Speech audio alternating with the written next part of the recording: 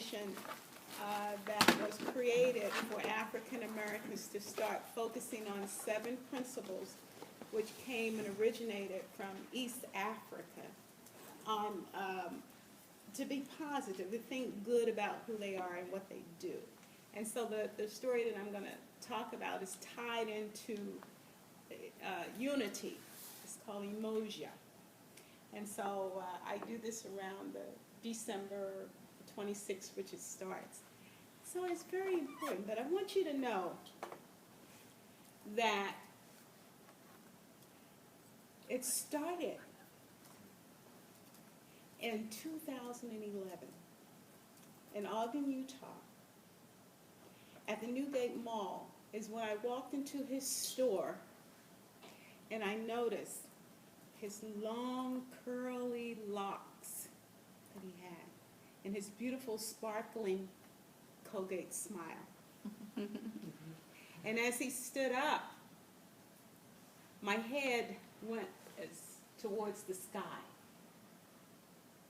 And I just thought, oh my God, what a beautiful person.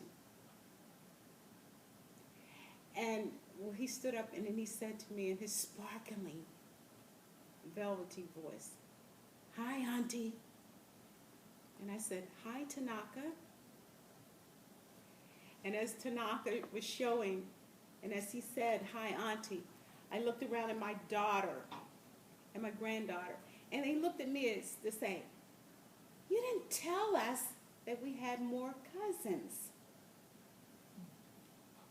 So anyway, as he was walking around the store, showing us, giving us a tour of all of the good things he had to sell, my mind went back. You know, the mind is a beautiful thing there. Went back to 5 days before I first met Tanaka.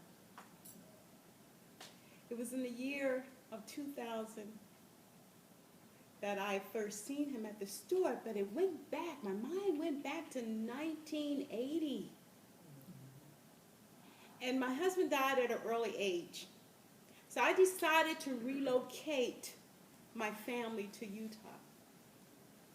It was it was a test of faith.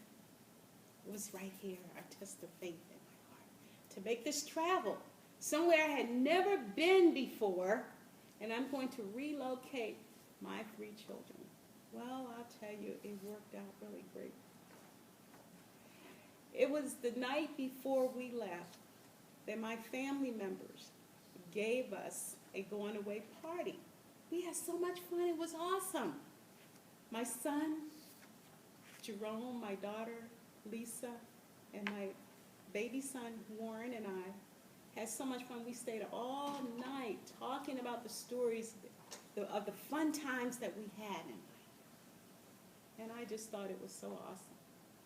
So as we continue on our destination, Pennsylvania was the first state that we came to. Our travels from Baltimore, Maryland to Ogden, Utah. Our first stop was Pennsylvania. And what I noticed in Pennsylvania, there was no one who looked like me. His skin color was quite different. And I said, oh my God, I don't know what I'm doing, but I'm continuing the journey. And me and the children, we had so much fun. We would get to the different states. As we crossed the states, we seen the welcome to this state, welcome to that state. And we were posing, and we were taking pictures, and we were celebrating our journey to Utah. Well, I'll tell you, by the time I got to Kansas, the mind chatter began. Do you know what you're doing? You're leaving your family in Baltimore, Maryland. How are you going to take care of yourself? What are you going to do? What are you going to look like? Well, I don't know, but I have faith I'm going to continue on. All right, continuing on. And by the time, and what I also noticed is that the cities were getting smaller.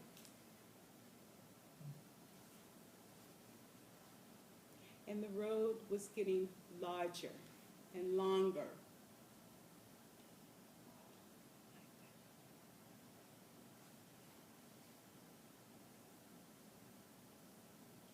I also noticed that the mountains looked as if it wanted to touch the sky. And the car seemed to get smaller, as if it was an ant. Well, I continued on. By the time we got to Wyoming, I was not interested in taking another picture. I didn't want to see any mountains. I just wanted to see a city with lights and people. So I continue on. I was on I-State 84, continuing the journey. And what I noticed is that the mind chatter began to continue more and more and more. It got even thicker. But I knew I must have continued the journey. So I went on. And I want you to know that I was following instructions from a man who had already made his transition with his family to Utah.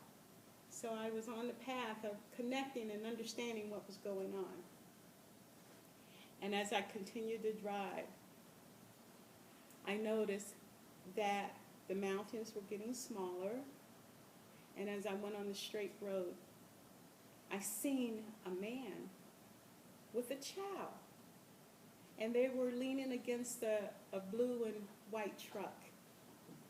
And they had their legs crossed at their ankles and their arms folded.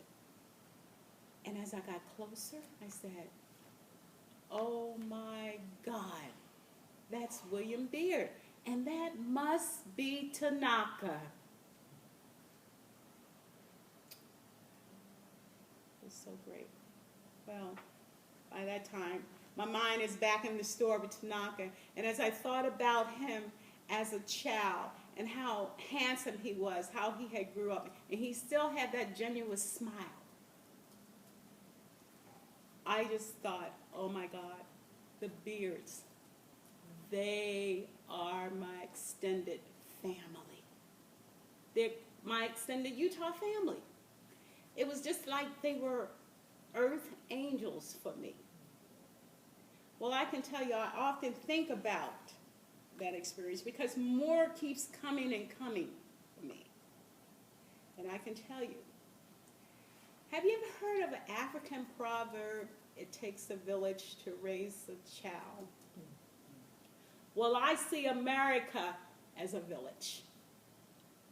Because we as Americans, we raise children. We have extended families. We care for people. We give people. And I know as Americans, as long as we continue to use positive words and positive labels, we are planting positive seeds. Thank you.